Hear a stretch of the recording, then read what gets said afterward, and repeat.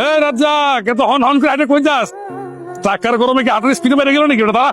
বাবা, বিদেশি মালিকের চাকরি করো, টাকা স্পিডে বাইরে গেছে কেনা? বেতন কি বাড়ছে না কমছে?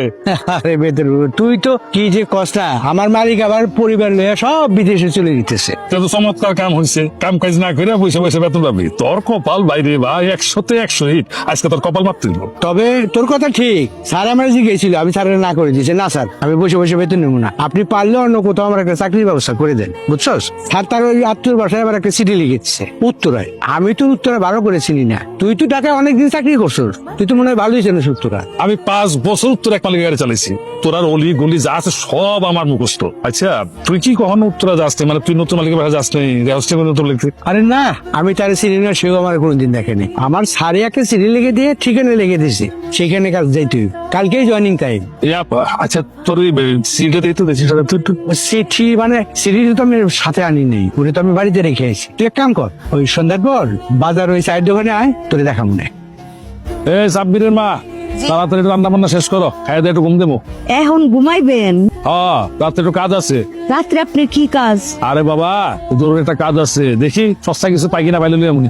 জরুরি কাজ আবার সস্তায়? সস্তায় কি পাইবেন? তোমার তো জানা দরকার আছে, তুমি তোমার কাজ করো, আমার কাজ আমার করে দাও। আচ্ছা ঠিক আছে, রান্তাছি আমি তাড়াতাড়ি, 5 মিনিটের হয়ে যাবো গা।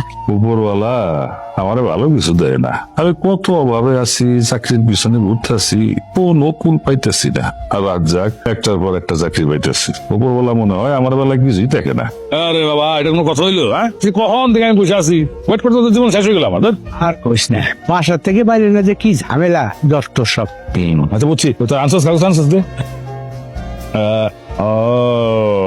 13 নম্বর সেক্টর, 4 নম্বর রোড। খুব ভালো মতো চিনি, আমি তো 12 নম্বর সেক্টরে চাকরি করছি, 5 বছর ছিলাম। এই অলি গলি সব আমার মুখস্থ, তুই কোনো টেনশন করিস না, আমি সব তোর চিনি আগে মনে।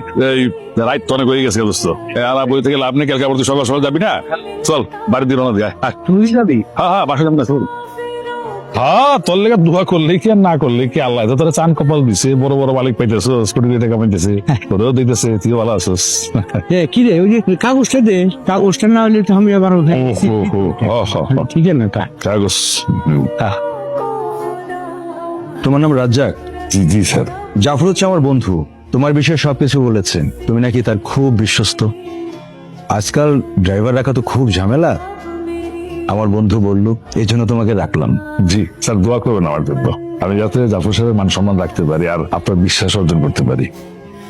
রাজ্জাক ভাই, জাফর ভাই যে বেতনের কথা বলেছে আমরা কিন্তু আপনাকে সেটাই দিব, চলবে তো? জি জি ম্যাডাম, চলবে চলবে। আমার তো ছোট্ট সংসার, একটা মাত্র ছেলে বিদেশে লেখাপড়া করে। ওসব জাফর সাহেব সব ব্যবস্থা করে দিয়েছেন, আর দেশে আমি আর আমার বউ, এই তো। বাহ, তাহলে তো রাজ্জাক ভাই তোমার খুব সুখের সংসার। জি ম্যাডাম, দোয়া করবেন। আচ্ছা রাজ্জাক, আজকে তুমি রেস্ট নাও, কালকে থেকে জয়েন করো। কেন স্যার রেস্ট কেন স্যার? আমি তো রেস্ট নেই না স্যার, আমি সময় মতো ডিউটি করি, সময় মতো নামাজ পড়ি, ঘুম আসলে ঘুমায় পড়ি, আজে বাজে সময় নষ্ট করি না, যেটুকু সময় বাঁচে আল্লাহ বিল্লাহ করি। বাহ, জাফর ভাই চিঠিতে যেভাবে লিখেছে, তুমি তো দেখছি রাজ্জাক ভাই তার চেয়েও ভালো মানুষ। জি, দোয়া করবেন ম্যাডাম। ঠিক আছে, আজকে তাহলে তুমি যাও, কারণ আজকে আমাদের কোনো কাজ নেই, আমারও অফিসও নেই, বাচ্চারও কোচিং নেই। ওই তো মামুনি হাসছে মনে হয়।